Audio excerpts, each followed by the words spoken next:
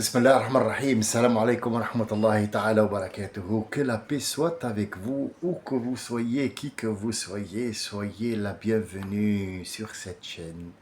Et la première des choses que je vous souhaite le bonheur,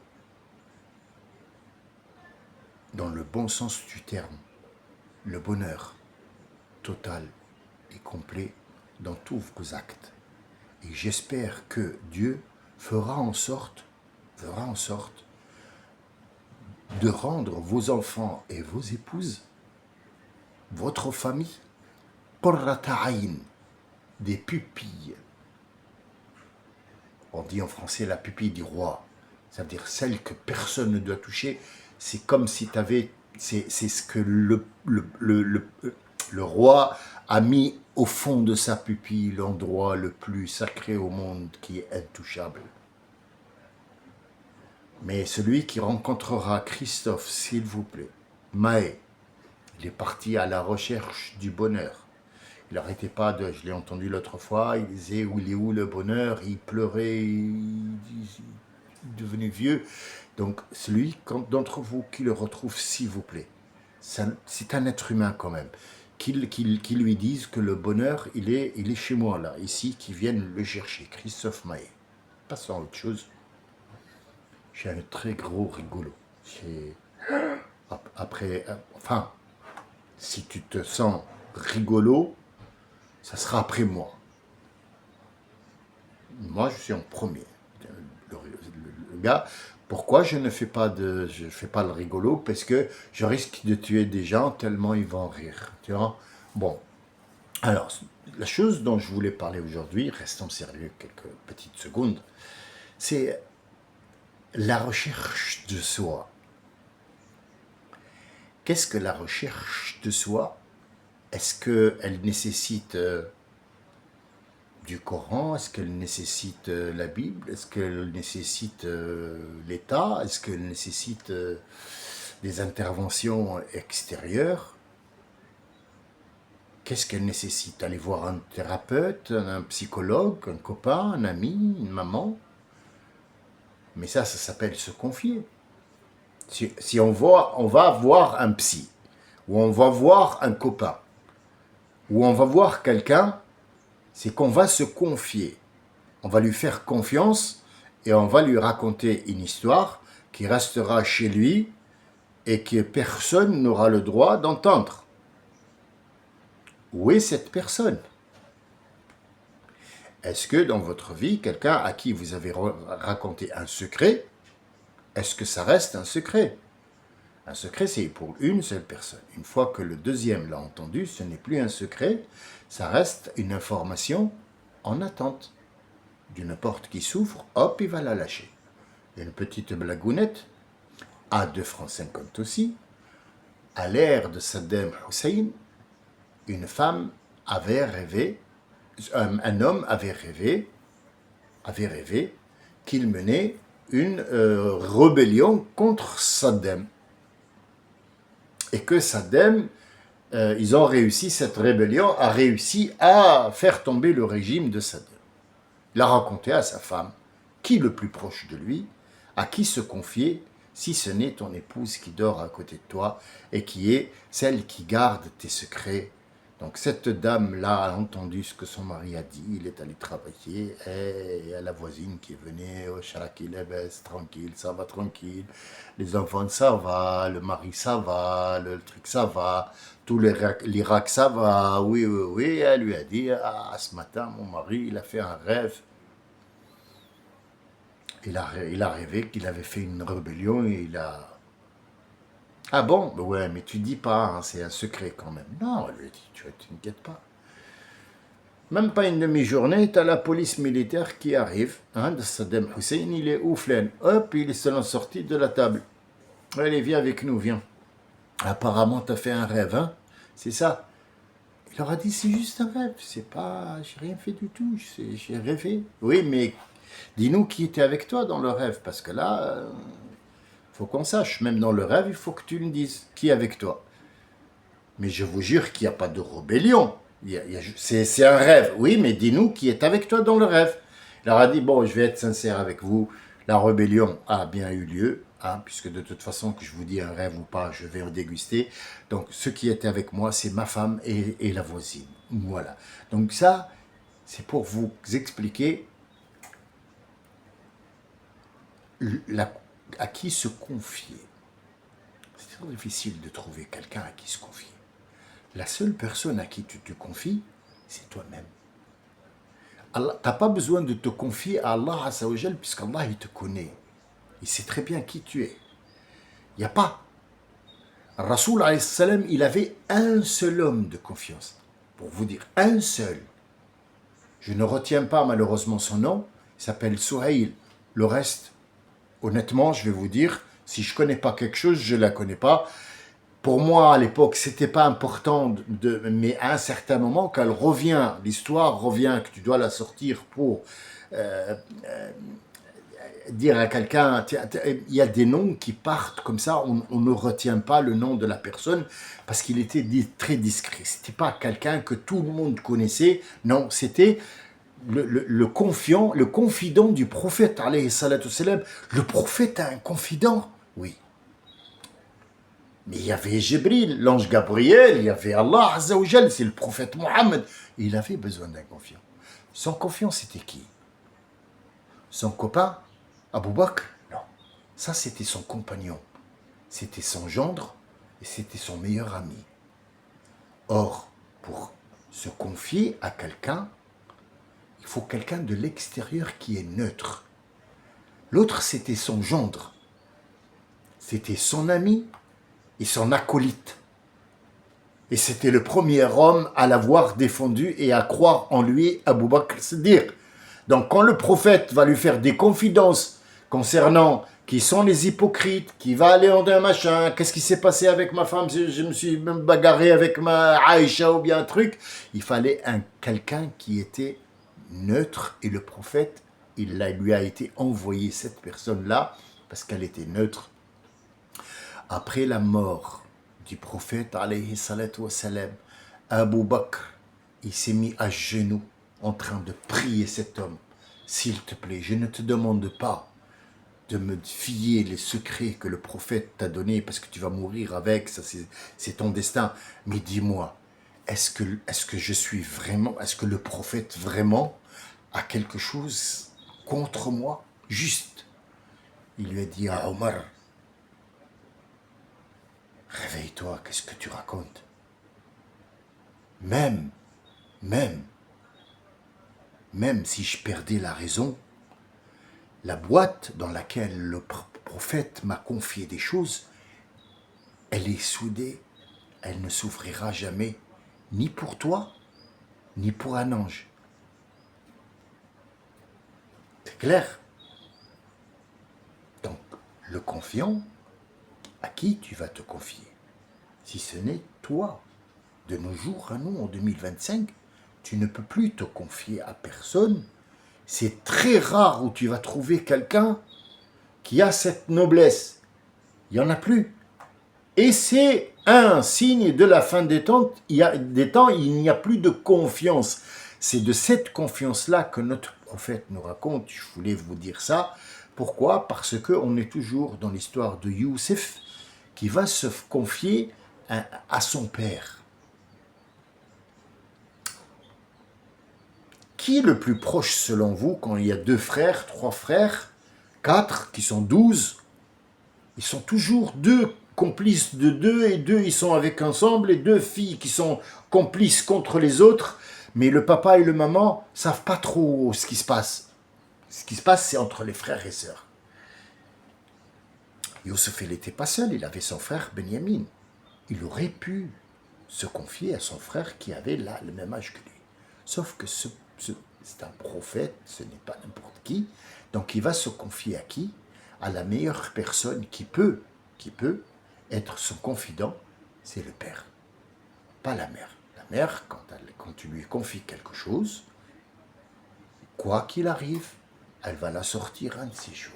Que ça soit pour te défendre, ou que ça soit pour te couvrir, ou que ça soit pour autre chose, la maman n'est pas une confidente. La maman, c'est quelqu'un qui t'aime et qui cherche à tout truc pour te couvrir. Donc elle peut mentir pour toi, et elle peut aussi, tu as fait une connerie, elle peut rien dire parce que tu as fait la connerie. Ça peut pas être une confidente. Le seul confident que tu as, c'est ton père. Le père qui va comprendre l'histoire et qui va trouver une solution entre deux hommes. C'est le seul. S'il n'y a pas le père, il faut que tu trouves quelqu'un qui a peur de Dieu. Qui a peur, pas de Dieu, parce que Dieu, on ne peut pas avoir peur de Dieu. Dieu, il est tellement beau, tellement miséricordieux, tellement près de l'être humain, il l'aide, il lui parle, il est là, il lui donne, il donne, il donne, il donne, il est le Seigneur, que tu ne peux pas avoir peur de lui. Tu ne peux qu'aller vers lui. Mais attention, il a dit shadidul iqab, ça veut dire attention, il châtie bien parce qu'il t'aime bien, et s'il va te punir, il n'aura aucune pitié. Donc, j'ai peur de la punition de Dieu, je n'ai pas peur de Dieu. Dieu, je l'aime. Et quand on aime quelqu'un, on n'a pas peur de lui. C'est tout à fait automatique et normal. Est-ce qu'on peut se fier et se confier à Dieu malgré que Dieu nous aime et nous voit chaque seconde et il sait très bien ce qu'on veut puisque c'est lui qui nous a créés? Oui, tu peux te fier. En faisant quoi? Alors les vieux ils nous ont dit tu vas faire salat al-istikhara. Qu'est-ce que salat al-istikhara s'il vous plaît? J'ai pas compris, donnez-moi 5 secondes pour vous l'expliquer. Bien. Al-istikhara vient du mot khayr. Istakhara, ça veut dire il a fait un excès dans le khayr. Istamta'a muta. Il te dit muta, réjouis-toi de ce que tu as. Il va se réjouir, il va jouir de ce qu'il mange, de ce qu'il touche. Il est en pleine jouissance de sa vie. Et Allah il lui dit Istamta, ça veut dire crée encore une autre façon de te réjouir. Ou alors, dans un autre verset, il te dit Wa'mur ahlaka bis-salat. Ordonne à ta femme ou à tes femmes ou à ta femme, tes épouses, tes enfants ou ta famille, bis-salat. Ça veut dire la relation entre eux et Dieu. Tu leur donnes, il faut que tu ailles voir Dieu. Va faire ton lien avec Allah Azza wa Jal. Wastabir alayha. Et non pas et de la patience, mais crée une patience parce qu'ils ne vont pas tout à fait te comprendre ou accepter l'ordre que tu as donné, et ils vont faire en sorte que cet ordre-là, ils s'en foutent un peu quand même, surtout les jeunes. La femme, elle va t'écouter, peut-être que c'est fini les femmes qui écoutent leur mari, maintenant c'est 50-50, et il n'y a pas de raison, s'il sort, je sors, s'il crache, je crache, s'il mange, je mange, s'il fait la cuisine, je fais la cuisine. C'est les filles de maintenant. J'espère que Dieu vous donne des femmes qui sont vraiment femmes, qui font honneur à leur genre. Mais restons dans notre sujet. Istabr. Crée encore une autre patience, c'est ce que je te demande. Je ne te demande pas de les forcer, non. Mais aie beaucoup de patience, parce que tu vas en avoir besoin. Alors crée une patience sur la patience. C'est is, où vous voyez istasqa, istasqa, istamarra, istabara, ça veut dire quelque chose qu'il a rajouté sur le normal. Istasqa, quelqu'un qui saqiya ahlahu, ça veut dire il a monté de l'eau du puits et il leur a donné à manger, à ses bêtes, à boire à ses bêtes ou à ses familles ou de l'eau, voilà. Istasqa, ça veut dire il a monté de l'eau, et il a encore monté de l'eau pour quelqu'un d'autre. Il en a fait plus. Donc ici, istikhara, ça veut dire demande à Dieu, après avoir trouvé al-khayr et al-khayr, et tu lui dis, Ya Rabbi, qu'est-ce que je prends? Je prends ce khayr-là, ce bon-là ou ce bon-là? Al-istikhara, c'est pas entre deux choses, du mal et du bien. Ça, c'est pas istikhara. Ça, c'est un choix que tu dois faire. Faut rester raisonnable, les gars. Quand on te dit, Ya Rabbi, subhanahu wa ta'ala, il faut que tu te maries, tu vas pas voir Dieu, tu lui dis, Ya Rabbi, est-ce que je me marie ou je reste célibataire? C'est pas ça, istikhara, ça. Ça, c'est un choix que tu vas faire et tu vas en assumer les conséquences. L'istikhara, c'est entre deux choses qui sont bien. Tu vas faire une raka'a ou rakatine, tu finis et tu dis des mots. Peut-être un jour je vais vous le dire parce que ce n'est pas notre sujet de conversation aujourd'hui. Et après, tu dis à Rabbi, tu parles avec Allah Azza wa Jal comme tu l'entends, que ce soit dans ton cœur, avec ta langue, avec ton palais, avec ton cerveau, avec tes yeux, dans n'importe quel langage, que tu sois juif, tu sois machin, tu sois catholique, tu sois mongolien, que tu sois australien, tunisien, je ne sais pas quoi, tu peux parler avec Dieu, lui dire, voilà, moi j'ai envie de tel et tel, construire une maison sur la plage, je suis machin, une maison, un exemple. Ou alors je veux aider la Palestine, ou alors tatati tatata, ou alors je veux apporter 1 kilo de farine à Gaza, qu'est-ce que je fais? Est-ce que tatati tatata, tu vois? Ça c'est ça l'istikhara. Wa'mur ahlaka bisalati wastabir alayha. On ne te demande pas de te lever le matin pour aller leur chercher de manger, parce que si tu sors pas, ils mangent pas. Nahnu narzuqukum. Et dans d'autres, narzuquhum. Une fois, il parle de toi, et une fois, il parle de tes enfants. Mais toujours, là n'est pas notre sujet de conversation, parce que ça aussi, ça s'explique. Aujourd'hui, c'est, est-ce que je peux me confier à quelqu'un, et est-ce que cette personne mérite ma confiance? Moi, le seul conseil que je vous donne, c'est d'abord de parler avec vous-même. Le jour où vous arrivez à parler avec vous-même et vous êtes sincère avec vous-même, tu dis, moi, je vais parler avec moi. Omar, qu'est-ce qu'il a dit? Omar, il dit, Rahim Allahu imri'in, que la miséricorde de Dieu soit sur l'homme ou un homme qui puisse me montrer. Ahda ilayya uyubi. Ahda, c'est pas un cadeau, on l'a vu l'autre fois. Al-hadiyya ou al-hidayah, ce n'est pas pareil. Al-hidayah, ça veut dire montre-moi mes points négatifs. Je ne veux pas que tu me lances des fleurs et que tu me dises, oh, t'es bon. Montre-moi ce qui ne va pas chez moi pour que je puisse réparer. Or, il n'y a plus de confiance pour dire à quelqu'un, parce que l'hypocrisie maintenant, tu dis, oh là là, c'est bon comme ça, machin, tu te retournes. Ah, avec le couteau derrière. Non. La seule personne qui est digne de ta confiance, c'est toi-même. D'abord, tu parles avec toi-même. Quel est ton but dans la vie? Qu'est-ce que tu veux? Si par exemple, tu as malheureusement un problème qu'on appelle l'alcoolisme, toxicomane, tu ne peux pas t'arrêter de fumer, tu ne peux pas t'arrêter de boire, tu ne peux pas t'arrêter de faire zina, tu ne peux pas t'arrêter de faire el-fèche, tu es quelqu'un qui aime parler de namima et tout ça, tous ces trucs-là, tu te poses avec toi-même, tu dis pourquoi je fais ça? Est-ce que c'est un besoin ou est-ce que c'est un défaut? Comment faire? Comment faire pour réparer ce défaut? Le jour où tu commenceras à te connaître bien comme il faut, tu sauras qui tu es vraiment, la vie sera moins difficile pour toi. C'est pas le soleil qui fait la sorte que ça soit moins difficile. Charles Aznavour a dit au pays où il fait chaud, la misère. Non, non, non, non, non, non, non, non, non. Ça c'est, il a fait une chanson, il a gagné des sous, c'est bon, il en a rien à foutre de tout ce que tu racontes. Moi, je te raconte juste autre chose. Sois sincère avec toi-même, parle avec toi-même, reconnais-toi toi-même d'abord.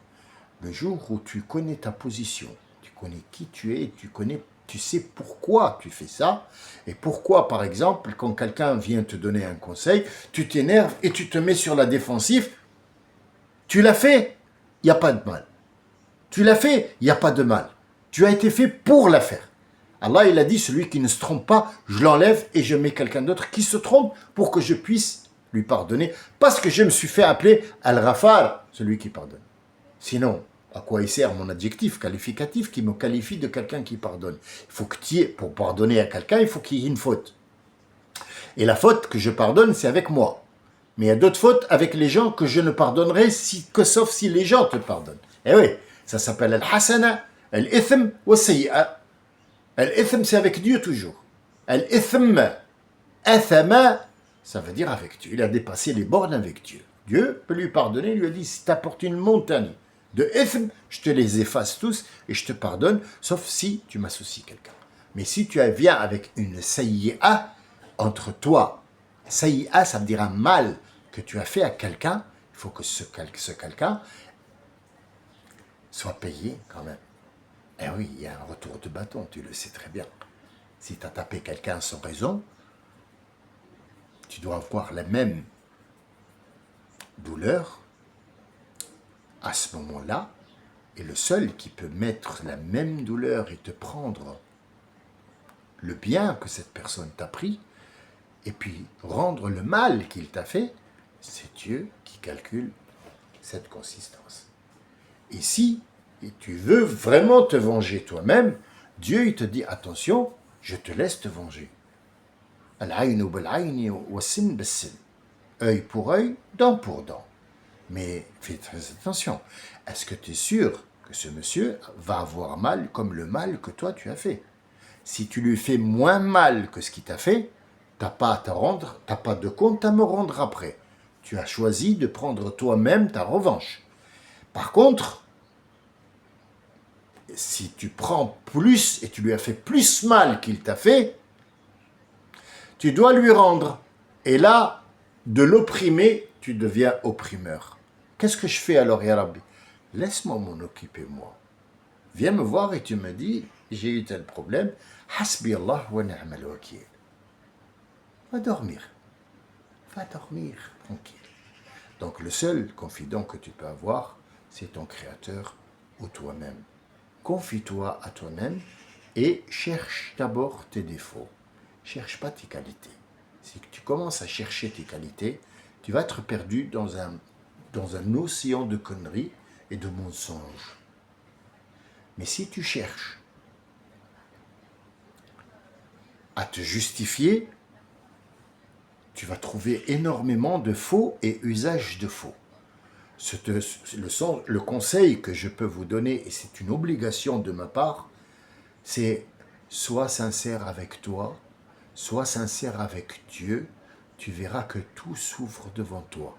Tu vois, tu n'as pas besoin de mots magiques ou de machin truc. Non, non. Sois sincère avec toi. Sache où sont tes défauts, où sont tes qualités. Les qualités, rajoute-en. Les défauts, cherche à minimiser si tu ne peux pas les enlever complètement. Mets-toi dans une glace, allume une cigarette et regarde voir qu'est-ce que tu es en train de faire. À quoi ça sert et est-ce que c'est bon ou pas? Prends tous les côtés. Scientifique, corporel, économique, senteur, les sous. Prends tout en compte. Tout ce que tu fais aux autres, parce qu'ils vont fumer la même cigarette que toi quand tu fumes, tes enfants qui te regardent en train de fumer, tu vas faire d'autres fumeurs. Le tabagisme, c'est un cancer. Est-ce que tu as envie d'avoir le cancer? Pose-toi toutes ces questions devant un miroir. Tu sais, quand on parle devant un miroir, on n'est pas forcément fou. Hein. Le fou, c'est celui qui ne reconnaît rien du tout. C'est-à-dire, il mangera un mort, ou il mangera un être humain, ou une pomme, pour lui, c'est pareil. Il ne sait pas ce qu'il est en train de faire. C'est le corps qui fait, parce que l'esprit, elle n'est pas là, déconnecté du corps. Donc, le corps, il fait n'importe quoi. Il peut se faire caca dessus. Il n'est même pas au courant.